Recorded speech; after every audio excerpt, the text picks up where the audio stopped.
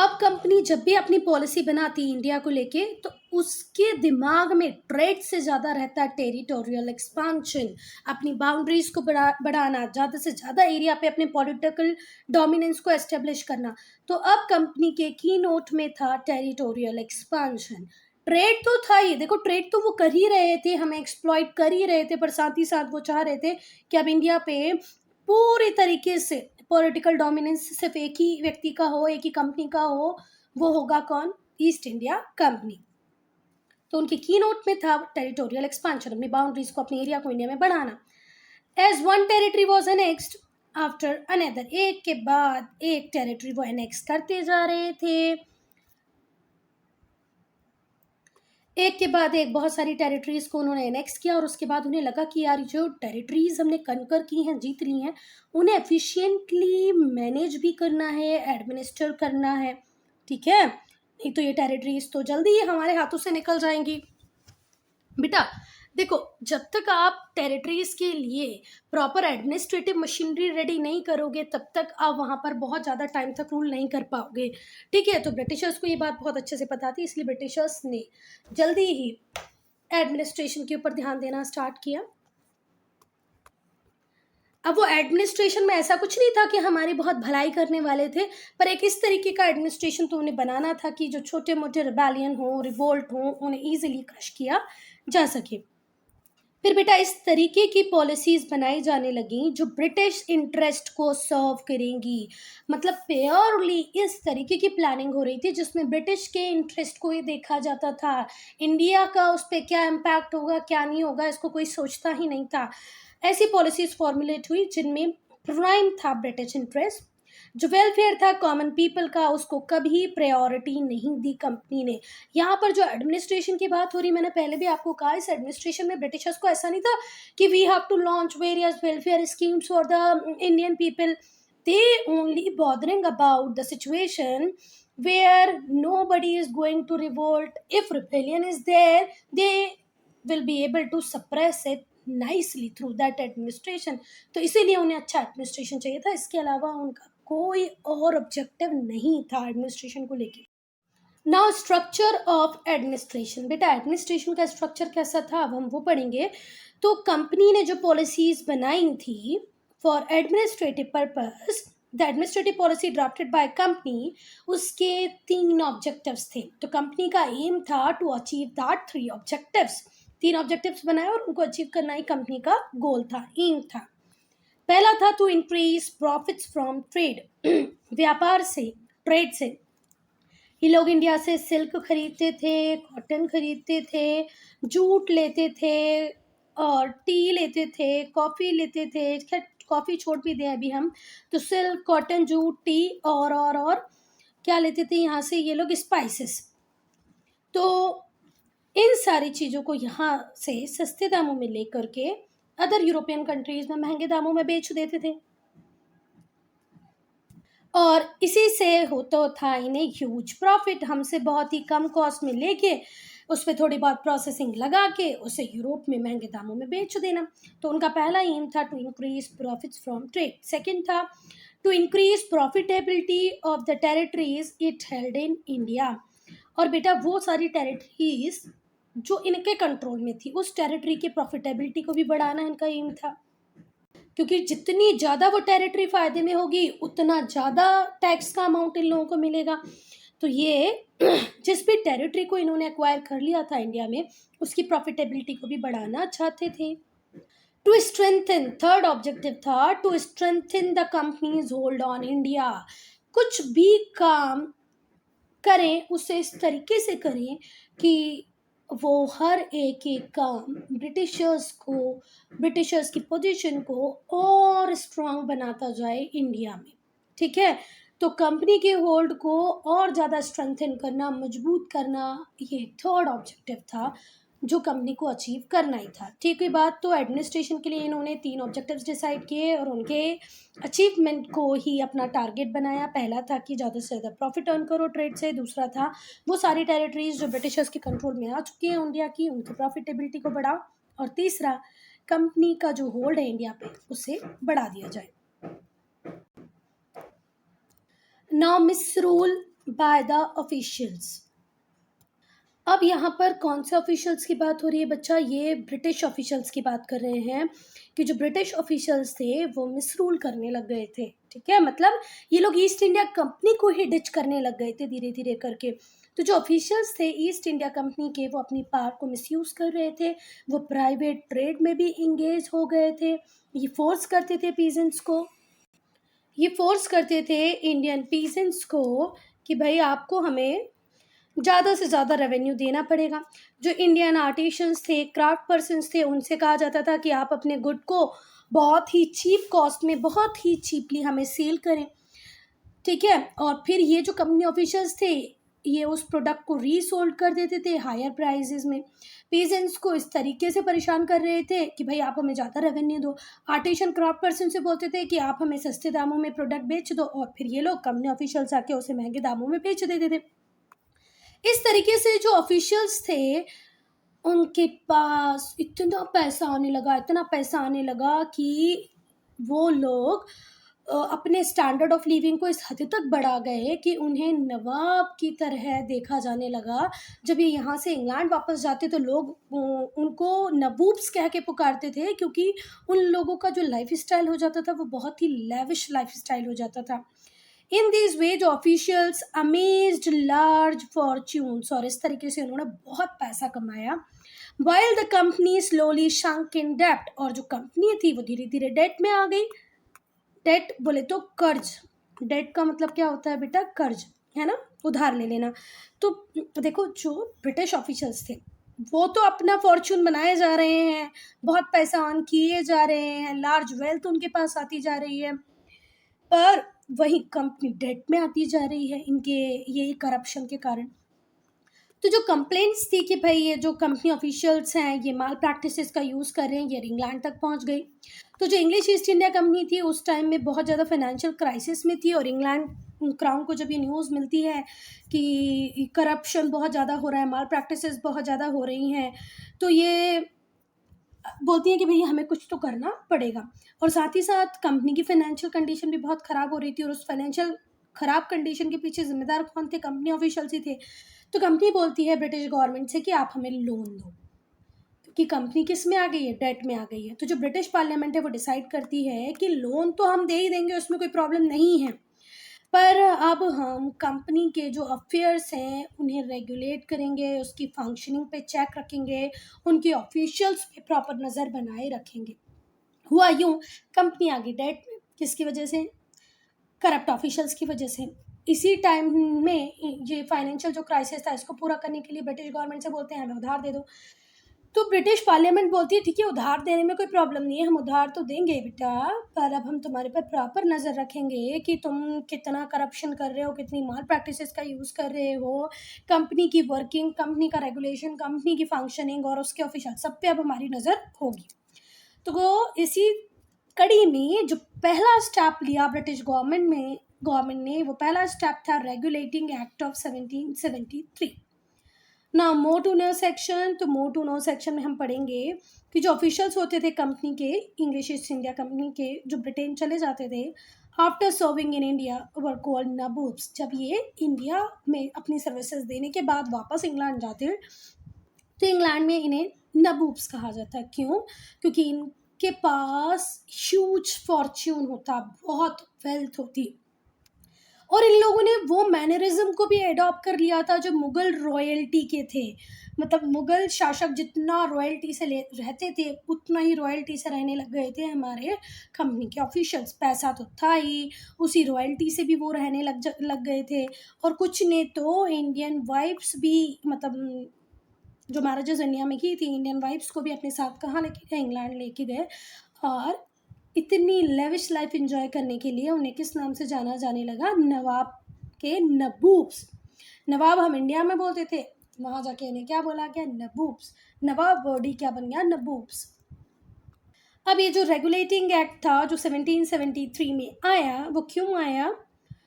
Tried to cope the power of company की जो power थी उसको थोड़ा सा कम करने के लिए जितने भी डॉक्यूमेंट थे जो सिविल, मिलिट्री और रेवेन्यू अफेयर्स से रिलेटेड थे, कंपनी को ये ऑर्डर दिया गया कि आप ये सब ब्रिटिश गवर्नमेंट के सामने प्लेस करेंगे, जितने भी आपके डॉक्यूमेंट है, भले वो सिविल हो, मिलिट्री हो, रेवेन्यू अफेयर से रिलेटेड हो, you have to place all your documents in front of British government. जो गवर्नर थे बंगाल के, the governor of Bengal was made governor general of all the territories held by British in India।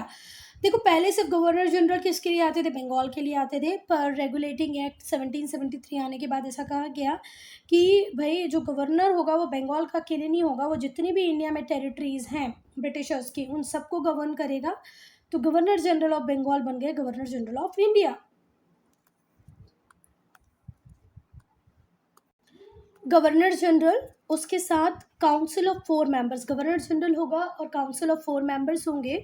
ये लोगों को power दे दी गई कि आप एडमिनिस्ट्रेशन देखेंगे बॉम्बे और मद्रास प्रेसिडेंसीज का।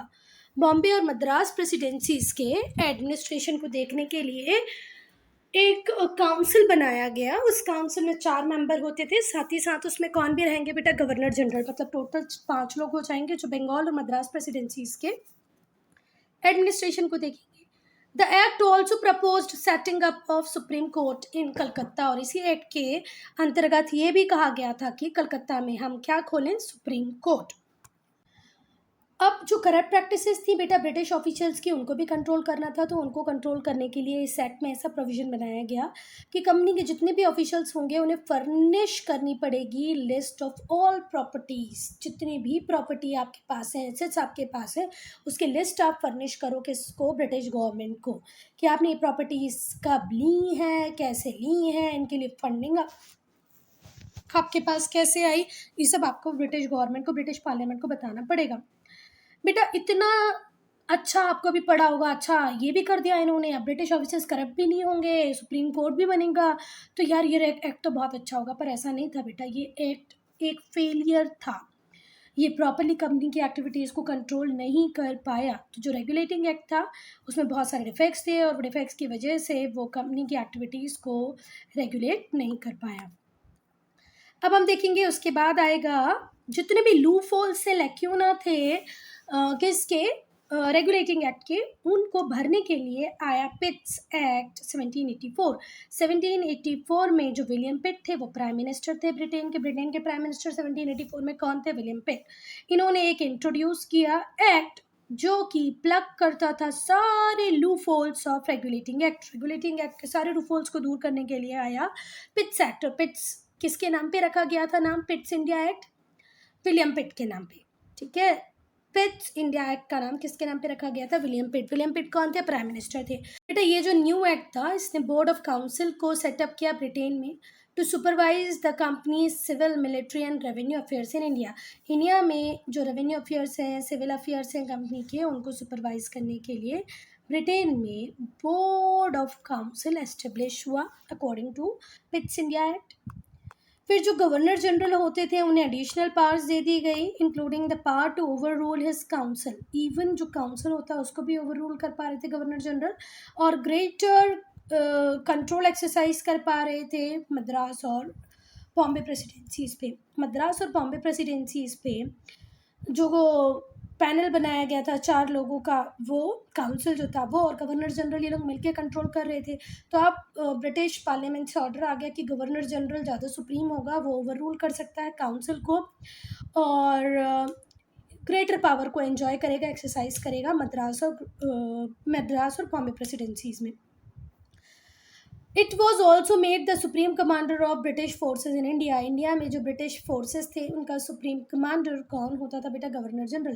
जैसे आज हमारे जो सुप्रीम कमांडर होते हैं वो होते हैं कौन? प्रेसिडेंट। पहले कौन हुआ करता था? Governor general. तो गवर्नर जनरल को ही सुप्रीम कमांडर बना दिया गया ब्रिटिश फोर्सेज इन इंडिया का।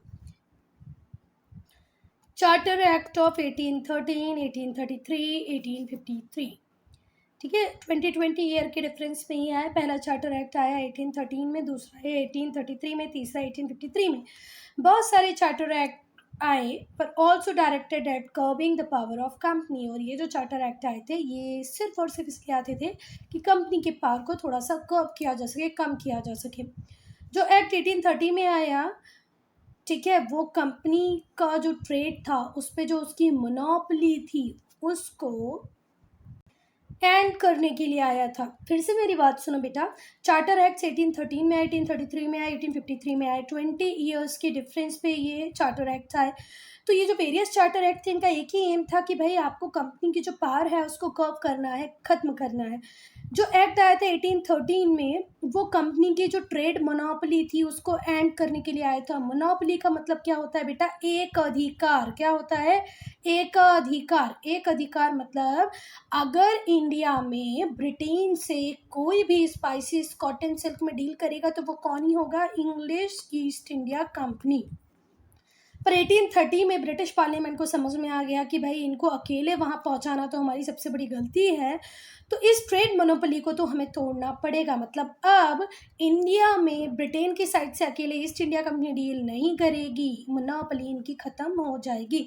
जबकि ये मोनोपोली राइट लेके आए थे क्वीन एलिजाबेथ से। तो इंडिया में इंग्लिश ईस्ट इंडिया कंपनी की मोनोपोली होती है ख़त्म। जितने भी ब्रिटिश सिटीजन्स होते हैं अब वो इंडिया से ट्रेड कर सकते हैं। However trade in T still remained the monopoly of company. पर चाय टी में जो ट्रेड करने का मोनोपोली थी वो कंपनी के पास ही था। जो चार्टर एक्ट था 1833 का उसने इस मोनोपोली को भी ख़त्म कर दिया। पहले चाय में 1813 में आने के बाद भी चाय की जो मोनोपोली थी वो किसके पास ही थी? ब्रिटिश के पास ही थी। पर जो चार्टर एक्ट 1833 में आया उसने इस मोनोपोली को भी ख़त्म कर दिया। जो ब्रिटिश पार्लियामेंट थी उसने स्ट्रेंथन किया अपने कंट्रोल को फर्दर बाय चार्टर ऑफ 1853 का चार्टर लाके ब्रिटिश पार्लियामेंट ने अपने आप को और ज़्यादा मजबूत कर लिया। Now agencies of administration. बेटा जो कंपनी का एडमिनिस्ट्रेशन था वो इंडिया में बेस करता था 4 एजेंसीज़ के ऊपर। मतलब ये 4 एजेंसीज़ रिस्पॉन्सिबल थी कंपनी के एडमिनिस्ट्रेशन के लिए इंडिया में। पहला था सिविल सर्विसेज, ये जनरल एडमिनिस्ट्रेशन को देखता था। Army to protect the territories that British held in India. Britishers की जो टेरिटरी थी इंडिया में उसको प्रोटेक्शन देने के लिए आर्मी होती थी। जनरल एडमिनिस्ट्रेशन के लिए सिविल सर्विसेज होती थी। पुलिस होती थी। Peace with in the country, पूरी कंट्री में पीस मेंटेन रहे इसके लिए बनाई इन्होंने पुलिस। ब्रिटिश टेरिटरीज को प्रोटेक्ट करने के लिए बनाई आर्मी। जनरल एडमिनिस्ट्रेशन के लिए बनाई सिविल सर्विसेज। और जुडिशरी टू डिस्पेंस जस्टिस देने के लिए बना दी जुडिशरी। अब हम एक एक करके डिस्कस करेंगे इनको। पहले सिविल सर्विसेज को, तो जो लॉर्ड कॉर्नवालिस थे उन्होंने सिविल सर्विसेज को स्टार्ट किया इंडिया में। कहाँ पर? जितनी भी ब्रिटिश टेरिटरीज थी उनको एडमिनिस्टर करने के लिए। ये सिविल सर्वेंट को ट्रेन करते कहाँ पर? फोर्ट विलियम कॉलेज में, जो कलकत्ता में बन गया था 1801 में। लॉर्ड कॉर्नवालिस ने सिविल सर्विसेज को स्टार्ट किया इंडिया में to administer British territories in India very effectively. बहुत अच्छे से एडमिनिस्ट्रेशन हो इसलिए इन्होंने सिविल सर्विसेज की शुरुआत की। ये सिविल सर्वेंट्स को ट्रेन करते थे फोर्ट विलियम कॉलेज में जो कि कलकत्ता में था। कब बना था? 1801 में। जो ईस्ट इंडिया कॉलेज था इंग्लैंड का, एक और इंस्टीट्यूशन था जो भी ट्रेनिंग देता था, east India college in England. Initially जो सिविल सर्वेंट्स थे उन्हें नॉमिनेट किया जाता था by the director of east India company. जो सिविल सर्वेंट्स थे उन्हें नॉमिनेट करने का काम किसका हुआ करता था? Director of east India company का। फ्रॉम 1853 जो सिविल सर्वेंट्स थे उन्हें सिलेक्ट किया जाने लगा एक कॉम्पिटिटिव एग्ज़ाम के थ्रू। आज UPSC, union public service commission, exam करवाती है सिविल सर्विसेज के लिए। ये कॉम्पिटिटिव एग्ज़ाम होता है जिसमें 2 फेसेस में आपको एग्ज़ाम देनी होती है, थर्ड आपको इंटरव्यू देना होता है। तो पहले नॉमिनेट हुआ करते थे सिविल सर्वेंट्स, पर बाद में 1853 से इन्हें सेलेक्ट किया जाने लगा थ्रू अ कॉम्पिटिटिव एग्जामिनेशन। और ब्रिटिशर्स ये इंश्योर कराते थे कि जो इंडियंस हैं उन्हें कॉम्पीट ना करने दिया जाए हायर पोस्ट के लिए।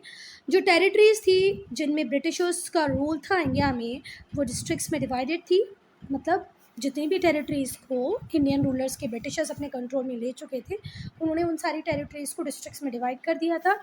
District was the basic unit of administration. और जो एडमिनिस्ट्रेशन की बेसिक पहली जो यूनिट होती थी वो होते थे डिस्ट्रिक्ट। जो ऑफिसर्स होते थे जैसे कलेक्टर है, मजिस्ट्रेट है, जज है, वो डिस्ट्रिक्ट एडमिनिस्ट्रेशन को देखते थे। अब हम देखेंगे बेटा आर्मी को। तो जो ब्रिटिशर्स थे उन्हें स्ट्रॉन्ग आर्मी की ज़रूरत थी इंडिया को कंट्रोल करने के लिए। और जो आर्मी थी उसको यूज़ किया जाता था ज़्यादा से ज़्यादा टेरिटरी को कंकर करने के लिए, जीतने के लिए। ब्रिटिश टेरिटरीज़ को प्रोटेक्ट करने के लिए जो ब्रिटिशर्स के जो देखो राइवल थे, भले वो राजपूत हों, मराठा हों या मैसूर के हैदर अली, टीपू सुल्तान हों, अपने राइवल्स से टेरिटरीज़ को प्रोटेक्ट करने के लिए इन्हें आर्मी की ज़रूरत होती थी। जितने भी इंटरनल रिवोल्ट्स होते थे ब्रिटिशर्स के अगेंस्ट में, कभी फार्मर कर रहे हैं, कभी ट्राइबल कम्युनिटीज़ कर रही हैं, उसको सप्रेस करने के लिए इन्हें आर्मी की ज़रूरत होती थी। आर्मी जो आर्मी थी उसमें इंडियन सोल्जर्स होते थे जिन्हें सिपाही कहा जाता था, और सिपाही का रिक्रूटमेंट सबसे ज़्यादा हुआ था आज करंट डे में जिन स्टेट्स को हम जानते हैं, उत्तर प्रदेश, बिहार और झारखंड के नाम से। इसी पर्टिकुलर एरिया से सबसे ज़्यादा सोल्जर्स को चुना गया था, रिक्रूट किया गया था। अब हम बात करेंगे पुलिस की। तो गुड एडमिनिस्ट्रेशन को इंश्योर करने के लिए एफिशिएंट पुलिस की बहुत ज़्यादा ज़रूरत थी, तो लॉर्ड कॉर्नवालिस ने परमानेंट पुलिस फोर्सेस को इंडिया में क्रिएट किया। हर डिस्ट्रिक्ट में थाना थे। Each district was placed under many thanas, हर डिस्ट्रिक्ट में थानाज थे, और ईच हेडेड बाय दरोगा। और एक डिस्ट्रिक्ट में पहली बात तो बहुत सारे थाने होंगे। Each district was placed under many thanas, बहुत सारे थाने थे, और थाने का जो हेड होता था वो दरोगा होता था।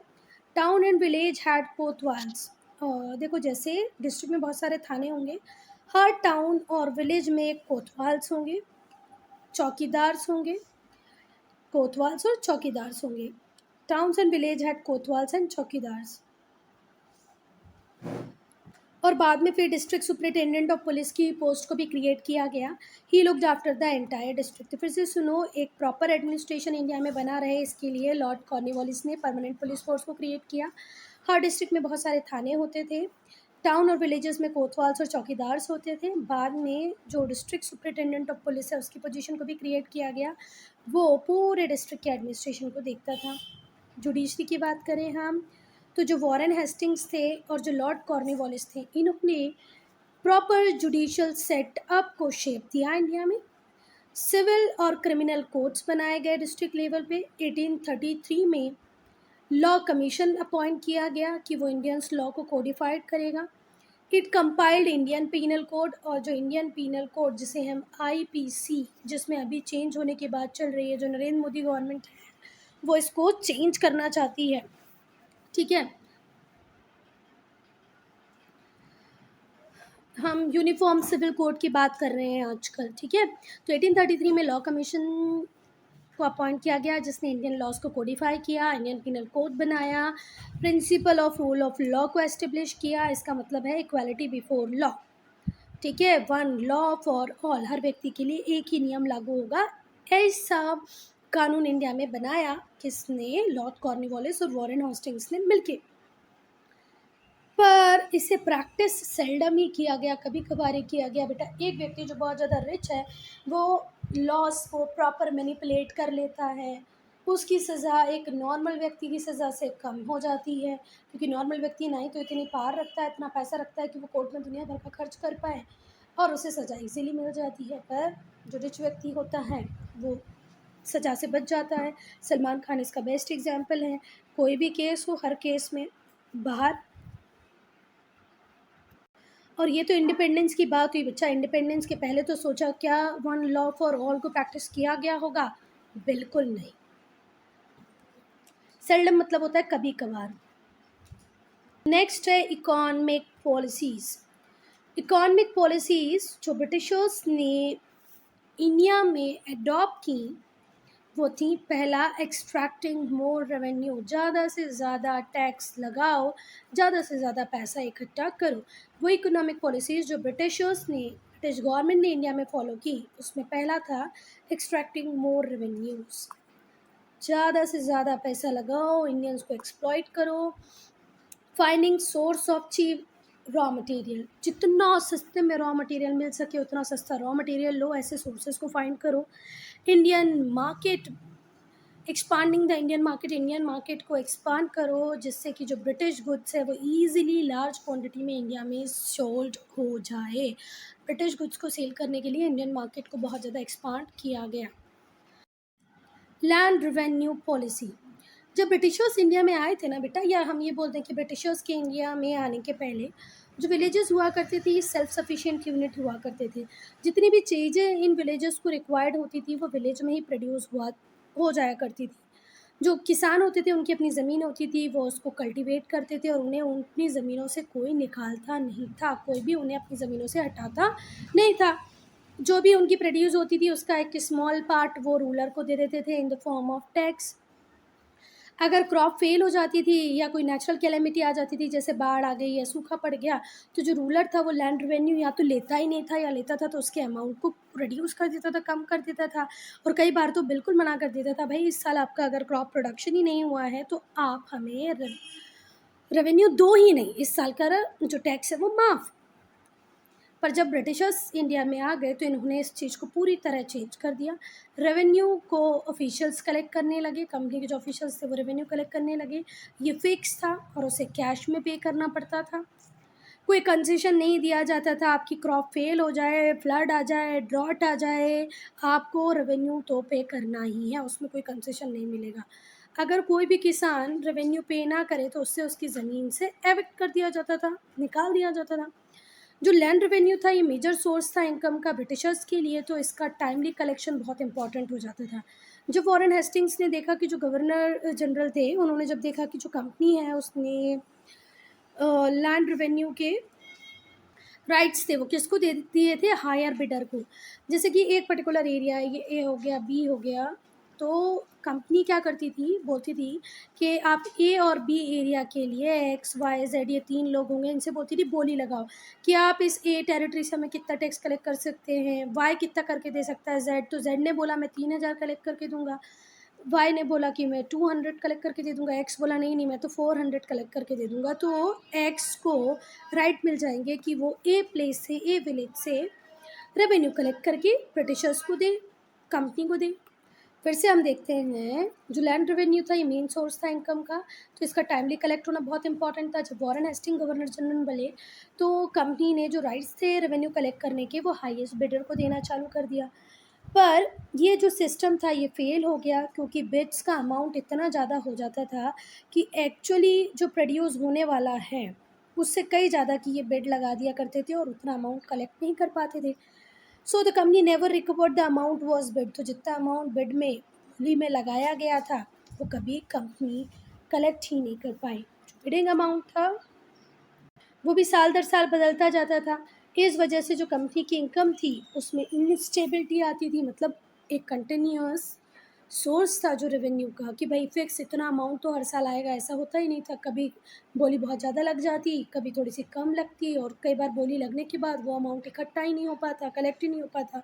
तो इस तरीके से कंपनी की जो इनकम थी वो ड्विंडल कर रही थी। इस पर्टिकुलर रेवेन्यू कलेक्शन को, इस मैकेनिज़्म को स्मूथ चलाने के लिए कंपनी ने 3 रेवेन्यू कलेक्शन सिस्टम लेके आए, permanent settlement system, mahalwari and ryotwari. Permanent settlement system, mahalwari system, ryotwari. बेटा जो पहला सिस्टम है परमानेंट सेटलमेंट सिस्टम, इसको हम डिस्कस करेंगे। तो बेटा यहाँ ये जो वर्ड है परमानेंट, इससे समझ में आ रहा होगा कि कोई चीज़ तो ऐसी होगी जो फिक्स होगी, है ना। तो परमानेंट सेटलमेंट सिस्टम आया 1793 में। इसको डिवाइस करने वाले, इसको बनाने वाले थे लॉर्ड कॉर्नवालिस। लॉर्ड कॉर्नवालिस ने इसको बनाया 1793 में। बेटा इन्हें चाहिए थी इंडिया से रेगुलर इनकम, तो कंपनी ने डिसाइड किया कि वो फिक्स कर देंगे लैंड रेवेन्यू बंगाल और बिहार में। उन्होंने फिक्स कर भी दिया और इस स्कीम का नाम रख दिया परमानेंट सेटलमेंट सिस्टम। इस स्कीम का पहला जो फीचर था वो ये था कि जो रेवेन्यू जो कलेक्ट किए जाने हैं एक पर्टिकुलर एरिया से उन्हें फिक्स कर दिया जाएगा परमानेंटली, और उनमें रिवीजन का कोई स्कोप होगा ही नहीं। जो लोकल ज़मींदार हैं उनसे कहा जाएगा कि भाई आप रेवेन्यू कलेक्ट करो पीजेंट से, हर साल एक फिक्स्ड अमाउंट एक फिक्स डेट पे आपको हमें देना पड़ेगा, ये कह देते थे उस ज़मींदार से।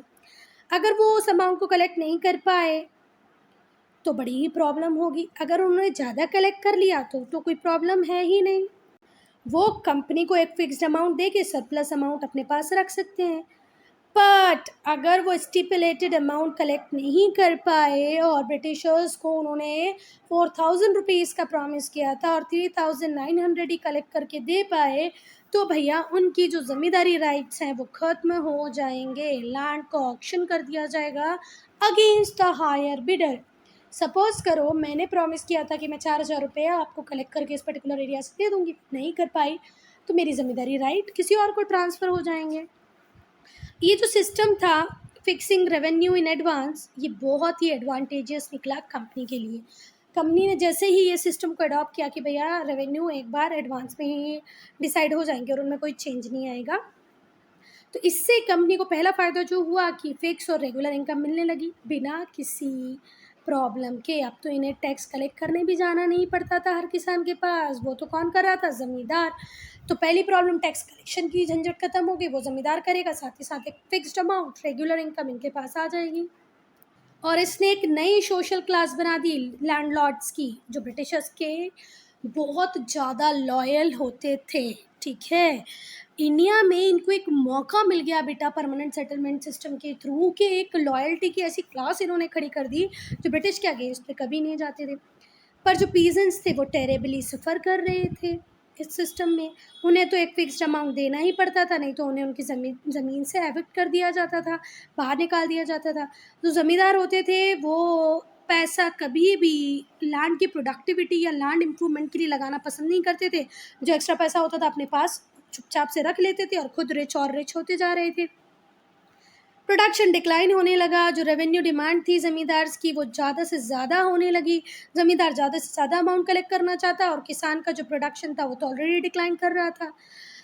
इस रेवेन्यू के पेमेंट के लिए बेचारा किसान उधार लेने को मजबूर हो जाता, क्योंकि देखो हमारे यहाँ पर ज़मीन को हम सिर्फ इकोनॉमिक पर्पस के लिए यूज़ करें, उसका इकोनॉमिक एक्सप्लॉयटेशन करें, ऐसा नहीं है। हमारा जो किसान होता है वो धरती को माँ की समान मानता है, उसके लिए ज़मीनों को बेचना बहुत ही प्राइड इशू होता है कि यार नहीं भैया मेरा तो प्राइड ख़त्म ही हो जाएगा अगर मैंने अपनी ज़मीन बेच दी। तो वो ज़मीन बेचना बिल्कुल नहीं चाहता है, ये उन लोगों के लिए प्राइड इशू होता है, जितनी ज़्यादा ज़मीन अपनी ज़मीन को अपने पास रखना। तो ब्रिटिशर्स ने उनके इस प्राइड इशू को भी ख़त्म कर दिया। अब बेचारे किसान ज़मीन बेचने के लिए मजबूर हो जा रहे थे, उस ज़मीन के ऊपर उनको लोन लेना पड़ता था, है ना। और क्योंकि रेवेन्यू तो उन्हें पे करना ही है, तो वो लोन ले लेके रेवेन्यू को पे करते, क्योंकि अगर वो पे नहीं कर पाएंगे तो उन्हें उनकी ज़मीनों से निकाल दिया जाएगा। और इससे बुरा उस टाइम किसान के लिए कुछ नहीं होता, क्योंकि ज़मीन उनके लिए सिर्फ ज़मीन नहीं थी, वो उसको अपनी माँ की तरह देखते थे। और एक बार किसान कर्ज में आ जाए ना बेटा, तो बहुत डिफ़िकल्ट होता था उसके लिए इस साइकिल ऑफ डेट से निकलना, क्योंकि उसकी इनकम इतनी तो कभी नहीं हुई कि वो इस साल का भी पूरा कर्जा चुका देगा और आने साल के लिए बीज और खाद का पैसा बचा के रख लेगा। तो एक बार अगर वो डेट में आया तो डेट साइकिल से निकलना उसके लिए लगभग इम्पॉसिबल ही था। तो इस तरीके से हम कह सकते हैं कि ये जो परमानेंट सेटलमेंट सिस्टम था ये एक तरीके से फेल ही था। नौ महलवारी सिस्टम, तो बेटा ये जो वर्ड महल है इसका मतलब होता है विलेज। 1833 में महलवारी सिस्टम को इंट्रोड्यूस किया गया वेस्टर्न उत्तर प्रदेश में और मध्य प्रदेश में। वेस्टर्न उत्तर प्रदेश में, पाँच मध्य प्रदेश और पंजाब में, 3 जगह, UP, MP and Punjab. In areas में जो लैंड होती थी वो कलेक्टिवली ओन की जाती थी। विलेज मतलब जो ज़मीनें होती थी वो मेरी या आपकी नहीं होती थी, पूरे गांव की ज़मीनें होती थी। फिर से सुनो, इन एरियाज़ में जो लैंड होती थी उसको कलेक्टिवली ओन किया जाता था by a group of villages, जिसे हम कहते थे महल्स। जो टास्क होता था रेवेन्यू कलेक्शन का और इसको फिर कंपनी को देना, मतलब ये जो किसान हैं इनसे आप रेवेन्यू कलेक्ट करो और कलेक्ट करके इसको किसको दे दो, ब्रिटिशर्स को। ये थोड़ा सा टीडियस प्रोसेस होता है कि भैया एक एक किसान के पास अब आपको जाना पड़ेगा। ये किस में होता था, महलवारी सिस्टम में। और ये जो बीच की जो मैंने कड़ी बनाई, ये किसान है, किसान से रेवेन्यू कलेक्ट कौन करेगा, विलेज हेडमैन, गांव का मुखिया, जिसे हम क्या कह सकते हैं, विलेज हेडमैन। ये विलेज हेडमैन है और ये फिर किसको दे देगा, कंपनी को दे देगा। इस सिस्टम को क्या कहेंगे, महलवारी सिस्टम। जो रेवेन्यू डिमांड थी वो परमानेंटली फिक्स नहीं थी, उसे पेरियोडिकली रिवाइज किया जाता था। परमानेंट सेटलमेंट सिस्टम में तो बेटा देखो रिवीजन का कोई स्कोप ही नहीं था, पर यहाँ पर जो रेवेन्यू फिक्स कर दिया जाता था उससे कहा जाता था कि ये पेरियोडिकली एक पर्टिकुलर टाइम के बाद रिवाइज होगा। तो इसमें कितनी बातें आपको याद रखनी है। पहली बात तो आपकी बुक में नहीं दिया है फिर भी याद रखें, जो महलवारी सिस्टम है इसको बनाने वाले थे हॉल्ट मैकेंजी। कब बनाया, 1830 में बनाया। पहले कहाँ कहाँ पे इसको हमने लगाया, इंट्रोड्यूस किया, वेस्टर्न यूपी, 5 मध्य प्रदेश और पंजाब में। इसमें जो रेवेन्यू कलेक्शन की रिस्पॉन्सिबिलिटी थी वो किसकी होती थी? विलेज हेडमैन की होती थी, क्योंकि यहाँ पर ज़मीनें कलेक्टिवली एक ग्रुप ऑफ विलेजेस की होती थी, जिसे हम कहते थे महल्स। जो रेवेन्यू होते थे वो फिक्स नहीं होते थे, उन्हें पेरियोडिकली रिवाइज किया जाता था। अब हम पढ़ेंगे रैयतवारी सिस्टम। रैयतवारी सिस्टम को डिवाइस करने वाले थे थॉमस मुनरो, और ये इन्होंने इंट्रोड्यूस किया था पार्ट्स ऑफ मद्रास और बॉम्बे में प्रेसिडेंसीज में। मद्रास प्रेसिडेंसी के पार्ट में और पूरे बॉम्बे प्रेसिडेंसी में इंट्रोड्यूस किया गया था रैयतवारी सिस्टम। इस सिस्टम में जो कंपनी थी उसमें जो रेवेन्यू सेटलमेंट था वो डायरेक्टली रैयत या डायरेक्टली पीजेंट से होता था। हम लोगों ने परमानेंट सेटलमेंट सिस्टम में देखा तो वहाँ लोकल ज़मींदार्स वगैरह जो होते थे वो लोग टैक्स कलेक्ट करते थे। महलवारी सिस्टम में विलेज का मुखिया करता था, पर यहाँ पर ब्रिटिशर्स को समझ में आ गया कि यार अब हम सीधे किसानों से कलेक्ट करके देखते हैं कुछ फ़र्क पड़ता है क्या। जो पीजेंट्स थे उन्हें रिकॉग्नाइज किया जाता था as the owner of the land. कब तक? जब तक वो लैंड रेवेन्यू पे करेंगे। अगर उन्होंने लैंड रेवेन्यू पे नहीं किया गया तो वो उस ज़मीन के ऑनर नहीं रहते थे। और रेवेन्यू को फिक्स किया जाता था according to the fertility of soil and nature of crop. किस टाइप की क्रॉप को ग्रो किया जा रहा है, सॉइल की फर्टिलिटी कैसी है, उसके अकॉर्डिंग रेवेन्यू को फिक्स किया जाता था। ये जो नया रेवेन्यू कलेक्शन सिस्टम था इसने चेंज करके रख दिया विलेज इकॉनमी को। पहले लैंड एक सेलेबल कमोडिटी नहीं होती थी, पर ब्रिटिशर्स के permanent ryotwari and Mahalwari system के बाद लैंड एक सेलेबल कमोडिटी बन गई। जैसे हम पेन पेंसिल खरीदते हैं, इसके पहले ज़मीनों का कभी सौदा नहीं होता था, बेटे ज़मीनें खरीदी और बेची नहीं जाती थी, पर ब्रिटिशर्स के बाद उन्हें ख़रीदा और बेचा जाने लगा। जैसे आज हम पेन पेंसिल खरीदते हैं, जिसे बेचा भी जा सकता था, ख़रीदा भी जा सकता था और मॉर्टगेज गिरवी भी रखा जा सकता था। तो लैंड एक कमोडिटी की तरह ट्रीट की जाने लगी, जिसे बॉट सोल्ड एंड मॉर्टगेज्ड, मतलब मॉर्टगेज का मतलब होता है गिरवी रखना। बेटा एक नई क्लास बन जाती है ज़मींदार्स की, जो ब्रिटिशर्स के बहुत लॉयल होते हैं और कभी भी ये पीजेंट्स के वेलफेयर के बारे में नहीं सोचते हैं। ऐसी एक क्लास का जन्म हो जाता है सोसाइटी में, जो ब्रिटिशर्स के तो लॉयल हैं पर पीजेंट्स के एंटी हैं। उनसे ज़्यादा से ज़्यादा रेवेन्यू लेना चाहते हैं, उनका एक्सप्लॉयटेशन करना चाहते हैं, उनसे बेगारी कराते हैं, पर उनके वेलफेयर के बारे में बिल्कुल नहीं सोचते। ऐसी एक नई क्लास का राइज़ हुआ सोसाइटी में। जो कंडीशन थी पीजेंट्स की वो बदतर होती गई, वर्स होती गई ग्रेजुअली। उसमें से बहुत सारे किसान तो लैंडलेस हो गए क्योंकि वो रेवेन्यू पे ही नहीं कर पा रहे थे। ब्रिटिशर्स ने एनकरेज किया कमर्शियल क्रॉप के प्रोडक्शन को, कैश क्रॉप के प्रोडक्शन को। जैसे इंडिगो उगाओ, इंडिगो बोले तो नील, तुम लोगों ने वो ऐड देखी होगी ना, आया नया उजाला 4 बूंदों वाला। Indigo, jute, oil seeds. Jute बोले तो गोल्डन फाइबर होता है, जैसे बोरियां वगैरह बनती हैं, सैक्स बनते हैं ना। Oil seeds, sugarcane, tea, coffee, cotton, इन सबको ग्रो कराना चालू कर दिया। जो प्रॉफिट मार्जिन थे कैश क्रॉप की सेल में वो बहुत ज़्यादा थे as compared to food crops. तो ये जो प्रैक्टिस थी कि भैया फूड ग्रेन्स को कम ग्रो करो, कैश क्रॉप को ज़्यादा ग्रेन करो, इससे फूड क्रॉप की शॉर्टेज हो गई, फूड सप्लाई की शॉर्टेज हो गई और इवेंचुअली फैमाइन लाइक सिचुएशंस बनने लग गई। बेटा quick quiz will discuss in separate video, okay. Next है industry and trade. Pre British period में बच्चा, जब ब्रिटिशर्स इंडिया में नहीं आए थे तब इंडिया की जो रूरल इकोनॉमी थी बहुत ज़्यादा फ्लरिशिंग थी, बहुत ज़्यादा अच्छा कर रही थी। इंडिया बहुत फेमस था वर्ल्ड वाइड काय के लिए, फाइन क्वालिटी ऑफ कॉटन और सिल्क टेक्सटाइल के लिए। सिल्क बहुत अच्छा हम बनाते थे, कॉटन क्वालिटी बहुत अच्छी हमारे पास थी। लार्जेस्ट प्रोड्यूसर थे हम कॉटन टेक्सटाइल के पूरे वर्ल्ड में। पूरे वर्ल्ड में सबसे ज़्यादा टेक्सटाइल प्रोड्यूस करने वाली कंट्री थी इंडिया ब्रिटिशर्स के आने के पहले। पर जो यूरोपियन ट्रेडिंग कंपनीज थी वो इंडिया में आती थी, इंडिया के टेक्सटाइल्स को लेती थी, which they later sold in European and American market. बाद में वो वही कपड़ा यूरोप और अमेरिका में बेच देती थी और बहुत ज़्यादा प्रॉफिट कमाती थी। सिंस वो जो ट्रेड था बहुत ज़्यादा प्रॉफिटेबल था, since this trade was very profitable, इस ट्रेड से बहुत ज़्यादा फ़ायदा हो रहा था, तो जो मुगल्स थे उन्होंने एनकरेज किया कि यूरोपियन ट्रेडिंग कंपनीज आएँ और यहाँ से बहुत सारा सामान लेके जाएं, क्योंकि मुगल्स को उस टाइम तक ये आइडिया ही नहीं था कि इतने क्रूअल लोग हैं कि हमसे ही ट्रेड करेंगे और हमारा ही एक्सप्लॉयटेशन करेंगे।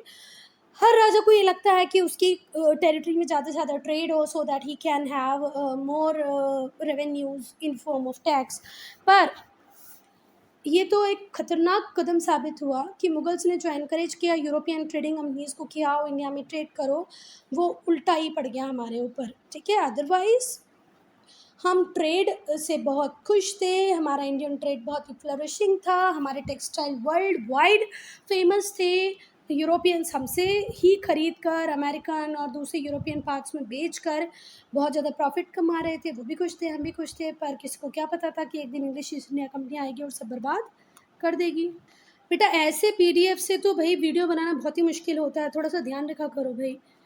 चलो, ब्रिटिश पीरियड, जब ब्रिटिश रूल इंडिया में इस्टेब्लिश हो गया तो उसने इंडिया के पूरे सेटअप को चेंज करके रख दिया।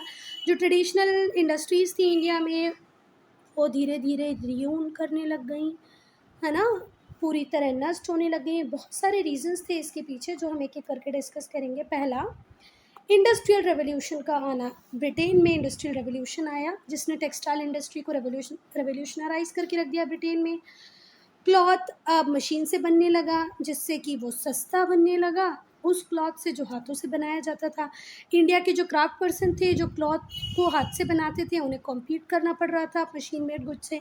देखो, ब्रिटेन में आ गया था इंडस्ट्रियल रेवोल्यूशन। अब इंडस्ट्रियल रेवोल्यूशन आना मतलब सामान का ऐसे बनने लगना, मशीन से बनने लगना। हम बेटा हाथों से बना रहे थे, तो अब हमारे इंडियंस क्राफ्ट पर्सन्स को, क्लॉथ मेकर्स को कॉम्पीट करना पड़ रहा था ब्रिटिश मेड गुड के साथ जो कि मशीन से बना हुआ था। जो ब्रिटिश गवर्नमेंट थी वो हाई ड्यूटीज़ लगा रही थी इंडियन क्लॉथ्स पे जो ब्रिटेन आ रहा था। ये इतने दुष्ट थे, जो यूरोप में इंडिया का सामान जा रहा था उस पर क्या लगा दे रहे थे बेटा, हैवी ड्यूटीज़। कि इंडिया का हाथों से बना हुआ कपड़ा इंग्लैंड मार्केट में अगर पहुँचे तो वो इतना एक्सपेंसिव हो जाए, ड्यूटीज़ लगाते ना, जैसे यहाँ का कोई सामान यहाँ 100 रुपये में पहुँचा तो यहाँ पर जो ब्रिटिश गवर्नमेंट थी वो इसके ऊपर 50 रुपीज़ टैक्स लगा के इसको 150 का कर देती, जिससे कि कोई भी इसे खरीदने को यूरोप मतलब इंग्लैंड में रेडी नहीं होता, इसको एक्सपेंसिव बना देती थी। तो जो ब्रिटिश गवर्नमेंट थी वो बहुत हाई ड्यूटीज़ लगा रही थी इंडियन क्लॉथ्स पे जो ब्रिटेन जा रहा था। This means that Indian cloth that reached England, जो इंडियन क्लॉथ इंग्लैंड पहुंचता वो इतना एक्सपेंसिव हो जाता कि वहाँ पर जो लोकली प्रोड्यूस क्लॉथ था वो उसके सामने बहुत सस्ता दिखता। हमारा सामान वो इंग्लैंड मार्केट में 150 में लेके आ रहे हैं और उनका खुद का 100 रुपये का है, तो ऑब्वियसली बात है लोग यही परचेज़ करेंगे। देखो, हमारे जो इंडियन लोकल क्राफ्ट पर्सन थे वो यहाँ से तो 100 रुपये का ही बना के पहुँचा रहे, पर उसके ऊपर 50 रुपये की ड्यूटी कौन लगा दे रहे, ब्रिटिशर्स उसे महंगा कर दे रहे। और इसको महंगा करना उनका इंटेंशन था so that people will purchase only Britain made goods. जो इंडियन क्लॉथ की डिमांड थी ब्रिटेन में वो डिक्रीज होती गई और इंडियन सफ़र करते गए। बेटा ब्रिटिशर्स ने जैसे ही बंगाल को जीता, बंगाल कॉन्क्वेस्ट के बाद इवेंचुअली पूरा इंडिया उनके लिए ओपन अप हो गया एक वास्ट मार्केट की तरह, जहां ये ब्रिटेन में बने टेक्सटाइल को बेच सकते थे। जो ब्रिटिशर्स थे उन्होंने डंप करना स्टार्ट कर दिया फिनिश टेक्सटाइल को इंडिया में। हमारे टेक्सटाइल को वो इंग्लैंड नहीं पहुंचने दे रहे हैं, हमारे टेक्सटाइल के ऊपर हैवी ड्यूटीज़ इम्पोज कर दे रहे हैं कि भैया ब्रिटेन में ये ना बिके, पर अपने गुड को इंडिया में डंप करते जा रहे हैं। जो ब्रिटिशर्स थे उन्होंने इंडिया को टर्न कर दिया as exporter of raw material. हमसे रॉ मटेरियल लेते सस्ते दामों पे, उस पर थोड़ी सी प्रोसेसिंग लगा के हमें को बहुत महंगे दामों पे बेच देते थे और हम इंडिया बन के रह गए exporter of raw material and importer of finish goods. Finish goods हम वहाँ से इम्पोर्ट कराते और रॉ मटेरियल एक्सपोर्ट करते हैं। Raw material which should have been used by Indian industries were exported to England। वो रॉ मटेरियल जो Indian industrialist use कर सकते थे अब वो हमारे यहाँ नहीं रह रहा है बेटा, वो कहाँ चला जा रहा है, ब्रिटेन चला जा रहा है। While India was force to buy machine made English goods, और क्योंकि हमारे जो मैन्युफैक्चरर हैं उनके पास रॉ मटेरियल ही नहीं बच पा रहा है, इसीलिए वो प्रोडक्ट ही नहीं बना रहे हैं, प्रोडक्ट नहीं बन रहे हैं, तो इंडिया में हम मजबूर हैं कि हम मशीन मेड गुड को लें जो कि ब्रिटेन से बन के आया है।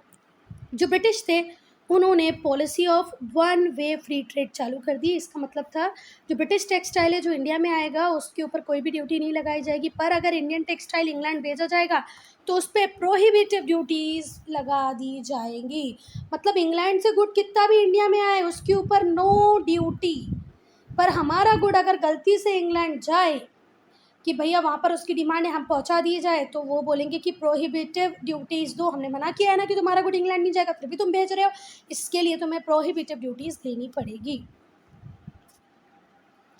अब बेटा धीरे धीरे करके ब्रिटिशर्स जिन लोगों की भी टेरिटरीज़ को जीतते जाते हैं, जितने भी इंडियन रूलर्स होते हैं, नेटिव रूलर्स होते हैं, लैंडलॉर्ड्स होते हैं, उन सबको जहाँ ब्रिटिशर्स जीतते जाते हैं, तो क्या होता है बेटा, तुम लोगों ने देखा होगा कि हमारे महाराणा प्रताप को ले लो, अकबर को ले लो, या और किसी भी रूलर को ले लो, तो वहाँ पर कुछ डांसर्स होते थे बेटा, जो डांस परफॉर्म करते थे, कुछ सिंगर्स होते थे जो सिंगिंग किया करते थे, कुछ क्राफ्ट पर्सन होते थे, कुछ पेंटर्स होते थे।